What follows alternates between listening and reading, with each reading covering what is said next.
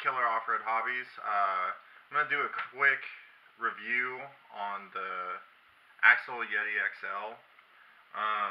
I've taken this thing out 3 times, and I've only recorded on video twice, but the 3rd time I literally ran for like, I don't know, a minute maybe. I went off one small jump because I just put the steel drive shaft in it, this guy right here, and it broke.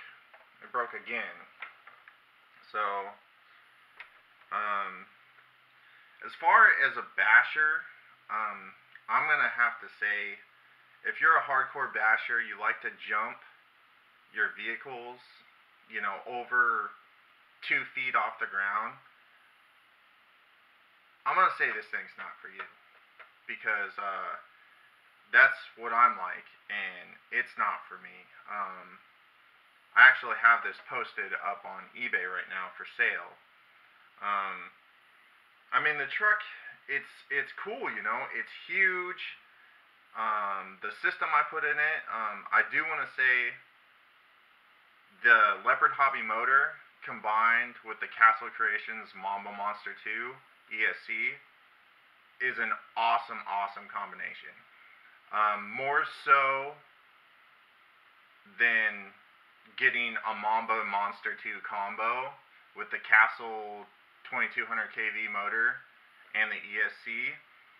The Leopard Hobby motor is cheaper and it's got way more power. I talked to a guy who has a Mamba Monster 2 combo in his Yeti XL, and he was blown away by the power that this thing has. And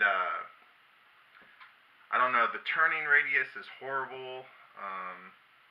As far as I can tell, the durability is horrible. I think it's just too big and too heavy for the way they made it. They should have used a lot more aluminum parts on this thing. Yeah, basically,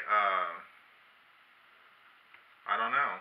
Just basically, this thing's awesome. It's huge. It's powerful. It's got a big presence. But the durability factor for me is just not there. What I might do, if it doesn't sell in the next couple days, because I do kind of want to give this thing a chance to redeem itself, because I put a lot of work and, you know, money into it.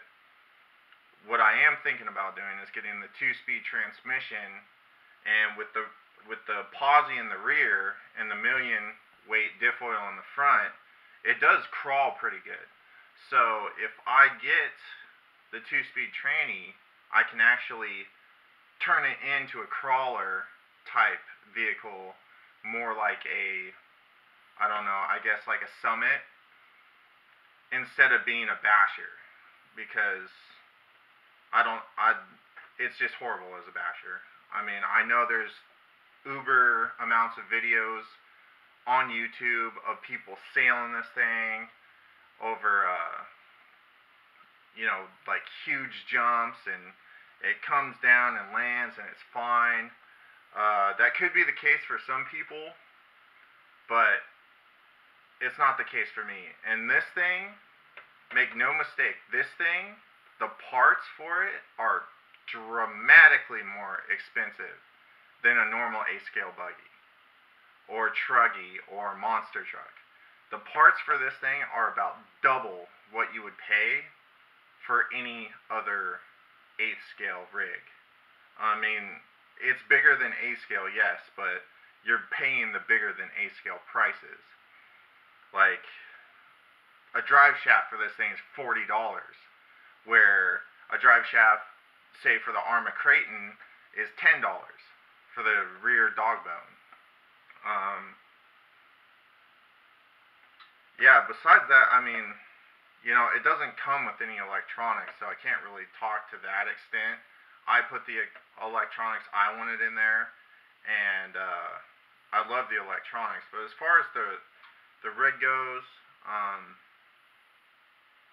I don't know. I just can't get behind it from a basher standpoint. I'll show you what goes wrong every time.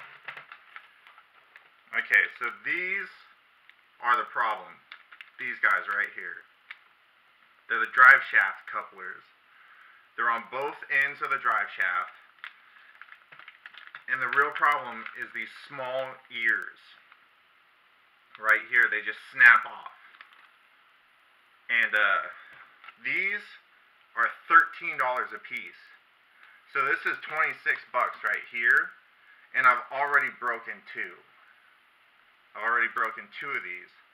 So this thing has already cost me, you know, $52.